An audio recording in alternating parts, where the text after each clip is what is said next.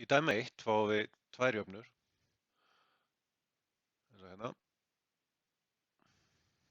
og þessa hér, og við eigum að finna bæði gildi fyrir x og gildi fyrir y. Og ég ætla að nota samlagningaraðferðina í þessu. Hún virkar þannig að ég líti á þetta bara svona sem dæmi. Þannig ég legg saman x-in, ég fæ að ég er með 2x hérna.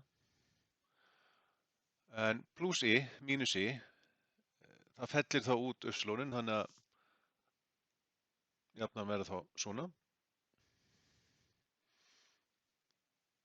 Út frá þessu get ég fundið að x er jafnt og 30 til 2 og x er jafnt og 15.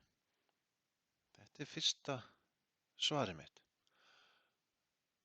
En til þess að finna y, þá þarf ég að setja x-gildið inn í eina af þessum jöfnum.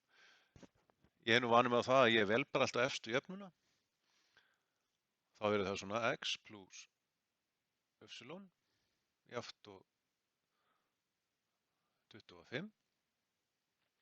Og ef ég set þá núna x-gildi sem ég er búinn að finna, þá mun jafnan líta svona út. 15 pluss y jafnt og 25. Y jafnt og 25 mínus 15 og y er þá jafnt og 10. Þá er komið hitt svarið mitt og þá er ég búinn með dæmið.